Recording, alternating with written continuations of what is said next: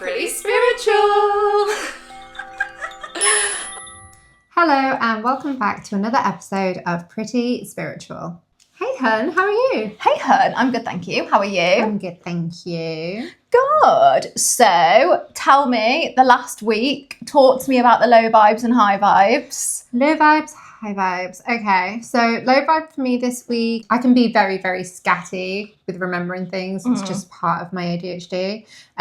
But this week has been particularly bad on that front. One of the things that happened was I was dropping my son off at school, and as I was walking away and said bye, one of the mums asked me if I was staying for stay and play, and I was like, huh? Sorry, what? What? What do you mean? She's like, stay and play. I was like, when is it? She's like, now. And I was like, until when? And then my high vibe is that it's Funny Friday. Yes. And I got new nails. I love it. Thank you. Sparkly pink. Sparkly pink. So I nice. never go pink, I don't think. Yeah, it suits you. It suits you. They look lovely. Thank you. Gone shorter this time. So yeah, that's my low vibe, high vibe. What about you? Low vibe for me has been my morning routine, and actually my evening routine for that matter, have just gone out the window this past week. Brilliant. That's what we love to see. Yeah, it's been a very busy week. Lots of really exciting things going on at the moment. Lots happening. But it's just meant that from the minute I wake up until the minute that I go to bed, I've just been on the go. It's been just a really, really busy, hectic week. And I always notice a difference when I'm not doing my morning routine or having my evening wind down. It does affect sort of how I feel, and it affects my sleep so much as well. Like, it really does affect my sleep pattern. But we all have weeks like this. Yeah. So next week is a new week and we try again. We try again. We move. Yeah, exactly. And then my high vibe for this week has been that I had my energy healing yesterday. Yes. My monthly energy reset, which was very much needed. And that was like a step out from the chaos into calm. And I did feel just a lot more grounded and calm, and I don't know how long that's going to last at the minute, because we're, very much a lot of chaos going on at the minute. But yeah, that was my high vibe this week. It's like your monthly MOT, isn't it? Really? Yeah. Just to check everything as well. I mean, recalibrate everything. Yeah, definitely. It is. It's such a good reset. So yeah, I just always look forward to them and get a lot from them. So that was lovely. Oh, I love it. So this week we're talking about outgrowing people and how to do that without villainising them. And we think this is really important to talk about, because as we grow and get older and evolve, it is very normal to outgrow people and relationships. And there doesn't always have to be a specific reason as to why. There doesn't always have to be any drama that surrounds that. It can just be that that person just doesn't fit with who you are anymore. So that is our topic for this week. So, hun, how do you know if you are starting to outgrow someone? There's a few things that indicate you're starting to outgrow somebody. Number one is that you don't really enjoy spending time with them anymore. And it can be as simple as that. Yeah, you might start to notice that when you're with them, it might be that the conversation feels a little bit forced, or like you feel like you haven't really got much to speak about anymore. Or that once you've been with them, you just feel completely drained. Yeah. Even if you're somebody that doesn't necessarily tap into energy, we all understand what it feels like to feel drained. And if you've been with somebody and afterwards you feel drained and depleted, it could be a sign that you're starting to outgrow them, or that you're not getting much from that friendship anymore. Don't get me wrong, everybody has off days, but if you notice a pattern where every time you see somebody, you come away from that interaction feeling completely drained and depleted, I would say that's a pretty good sign that that friendship or relationship is not doing anything for you anymore. Yeah, I'd completely agree with that. I think, to summarise, if someone feels like they're being a bit of an energy vampire to you, that could be a sign that this relationship's no longer serving you. I think for me, if it starts to feel like a chore, then that's a big telltale sign. Like, say if someone asks me to meet them and I'm thinking, oh yeah, God, okay, I don't really want to do this, but I've got to go do this. or if you're finding like excuses to come out of that or whatnot. And then, I mean, when you said about like draining energy and making you feel some way, I've had friendships where after I've spent time with them, I needed a nap afterwards. Yes, honestly. Or you sit there and you felt fine before you saw them, and like you spend the whole time yawning. Have you ever had that? Yes. When you're in somebody's company and like you literally... Do you need a nap, Fun? I'm so tired. So, but you know, I think that is a thing, isn't it? Yeah, I've had that is. before. Like you feel like you're pretty balanced and you've got like a good energy, high vibes, and then you see them and then you are literally just like trying to stop yourself from falling asleep. Well, in my form of energy healing that I actually practice, my release when I'm pulling energy out of people is actually yawning. Is it? Yeah. So, and I'm like, that's how I... Oh my God, I'm going to start doing it now. Don't yawn, sorry. And that's how I release the energy that I'm pulling out of people. So it's right, if you're sat there yawning, it's because it's literally zapping energy. Yeah, definitely. So, and part of that could actually be that you need to protect your energy, but I feel like we'll come on to that in a different episode because that's a whole different topic in itself. But yeah, I think that is a really, really good indication. Yeah. And I think you mentioned as well, it is like when, say if you get a message from somebody and your initial reaction is like, oh, it feels like a chore. Don't get me wrong, we're all busy and we all have 100 notifications on WhatsApp and like replying to messages can be a chore in general. But I think again, if there's somebody that their name pops up on your phone and like your body kind of goes, what's this gonna need from me now? What do they want from me? What do they need from me? And actually that is another really good point. I think if you feel like, if you're noticing that somebody is only ever in contact with you because they want something from you, whether because that's they're asking, energy. they want to, they want to vent or they want something from you. That's an indication of a very one-sided friendship anyway. And again, that's probably going to lead to you feeling drained and exhausted. So I think that's another pretty good sign. And don't get me wrong, there's people that stay in these friendships for such a long time and don't action the whole kind of leaving it behind, and it can be hard for people to do that. But I think this is a good sign of like, maybe this is no longer serving you. So yeah. Why do you think that we, and I mean the collective we, sometimes feel the need to villainize the other person when a friendship or relationship has ended? Well, I actually think villainizing someone without there being justification, i.e., oh, that person's run off with my husband or whatever, which is perfect justification for villainizing someone. Both parties involved, by the way, not just the other person. Yes.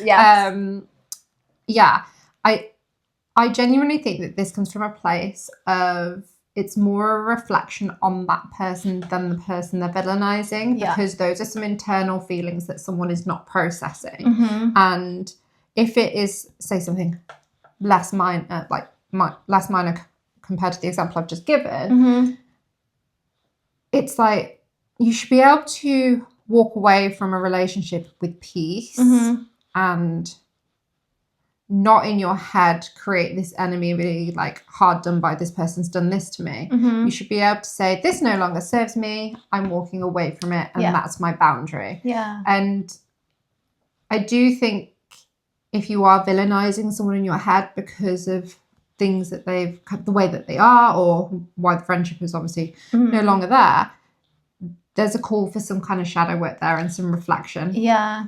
I actually really agree with that. And I think that often if a friendship has ended or drifted, or however you want to call it, I think for some people it's actually a bit of a coping mechanism. Because if you've been going on a healing journey, or you're just changing in general and you've realised that somebody's energy just doesn't match yours anymore, and you have started to create distance, it's quite likely that if that other person hasn't been feeling the same way, which they maybe haven't, they might still very much want to continue with that relationship. I think there's an element of feeling triggered and rejected and probably uncertain. And a lot of the time, people need something or someone to blame for that.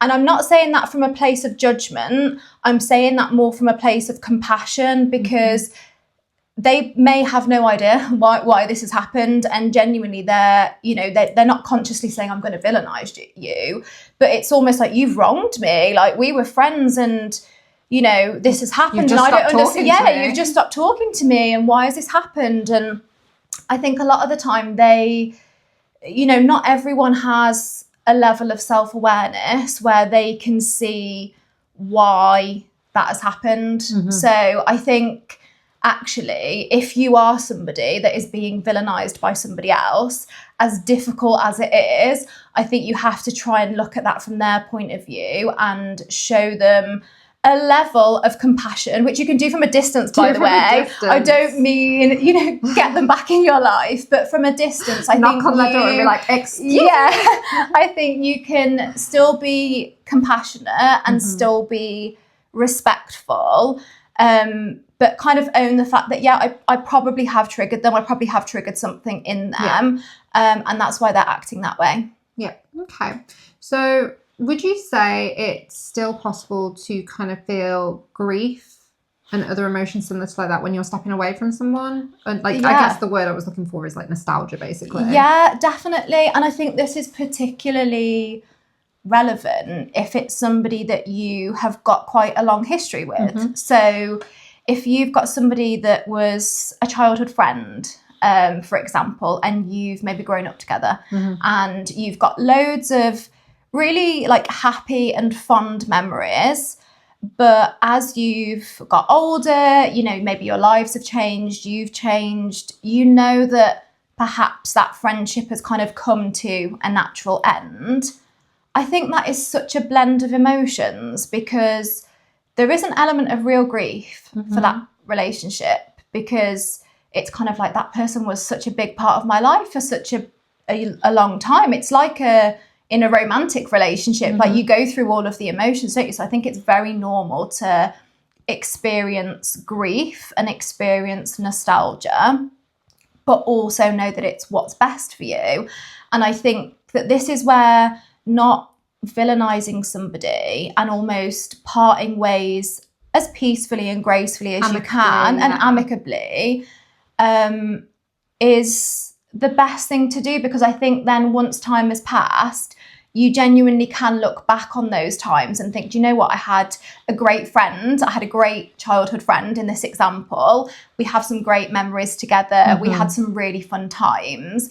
And you look back on it with fondness rather than there being some drama or some big situation that's happened and you've parted ways that way, because then that sort of overshadows all of the good times. And I think, why would you want to leave with that being your kind of lasting memory of that chapter? I think if you're, and this is easier said than done. It can be really complex because we're human beings and we all have feelings and emotions.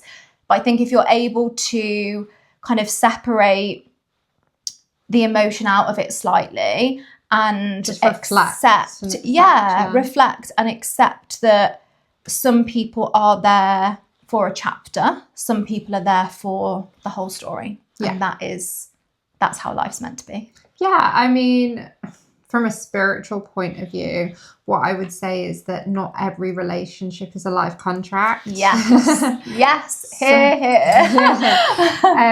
Everybody comes into your life for a reason, and I would say that relationships come and go, some stay, because they are bridges, they are lessons, it's experiences that you need to go through to further through your life on this journey. So I think it's really important when you do lose someone or drift from someone that you understand, okay, what have I learned from this relationship? And if it's all just positive, great. And then you can walk away, and in your next relationship or friendship, you can be like, okay, I know that I want friends that give me this positive experience. And not everyone's the same, obviously. But then negatively, if you know what you won't accept from a friendship or relationship anymore when you come to the next one, and each time someone crosses your path or comes into your life, you do learn something, because you grow as a person each time. You get a little bit more from each relationship. And I think, like we were just talking about long-term friendships from like childhood, but it's the same as like summer friendships. You have friends that last for a summer, because that's what you need in that time. And sometimes those are the best friendships. Yeah, exactly. And I truly do believe each relationship you encounter helps you grow as a person. Definitely. It is part of your soul's evolution, isn't it? Yeah, definitely. It really is. It really is. And going back to what you were saying about people being a lesson or a bridge, we are that to other people as well. So, you know, we will sometimes be a lesson for others or a bridge for others, you know, and I'm not saying that in terms of we're coming to teach you a lesson. What have people learned from me? But they do, of course they do, you know. We're all connected in that way. You know, everybody, I don't believe that anybody crosses our path by mistake. No. And I also don't believe that anybody kind of from a relationship point of view leaves before they should. No. You know, I believe that it's all planned out. It's all divine timing, and that doesn't make it easy, by the way. Like in the situation, you're not there going, well, this is just divine timing. Like you're probably grieving and you're having a really tough time. But I think it's important to just remember that not everything has to be forever. And we accept that more in romantic relationships. This is something else. Like we accept that in life, we will probably have several romantic relationships until we meet the person, if we meet the person that we believe is our soulmate, that we want to spend the rest of our life with. And yet it's like it's not as widely accepted that with friendships you have that same kind of cycle where you have friends in different parts of your life until you meet like your real true inner circle of friends. And I wonder why that is. Yeah, I've never really thought about it like that. Very profound. I'm just thinking like, oh my gosh, I've just had a revelation live on camera. That was a lesson from me to you. Yeah, I think I've lost my train of thought now because you've just given me a life lesson. Like, oh my gosh. Anyway, yeah, and I think it's one of the things I wanted to touch on as well, that you don't always have to feel grief if you're leaving in a relationship. I have had relationships where I'm like, well, good riddance, bye. Yeah. And you cut it off, it's done. Yeah. And that's not just relationships, that's friendships. And it's like, or maybe it's naturally fizzled out or you've drifted. And then you're like, okay. And then you feel no emotion for it whatsoever. And that to me shows me that my soul has left that a while ago. Yeah. And I've had that in relationships as well, like with ex-partners. So I'm like, bye. Yeah, you've kind of checked out before you've actually officially checked out. And it's not always met with like grief, like I said. Yeah, it's sometimes see you later. Relief, I think. Sometimes, isn't it? It can be relief at that point. So what would you say to someone that feels guilty about outgrowing a relationship? So I think the first thing is that is completely normal.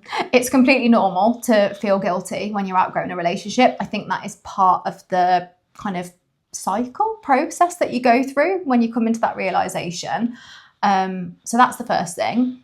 But I think secondly, if the decision that you're making is coming from a place of you now know what's best for you and you believe that this person isn't in your best interests anymore or doesn't align with the person that you're becoming, then it's going to be tough. But you have to follow your gut on this one. You have to do whatever you think is best for you. And we've all been there. You're not alone in how you feel.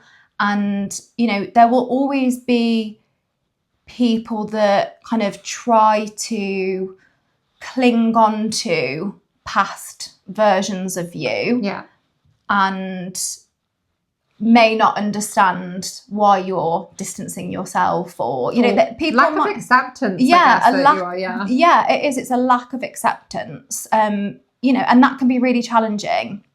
Yeah. But someone not accepting your decision or not wanting to accept your decision is actually not a you problem. It's very much a them problem.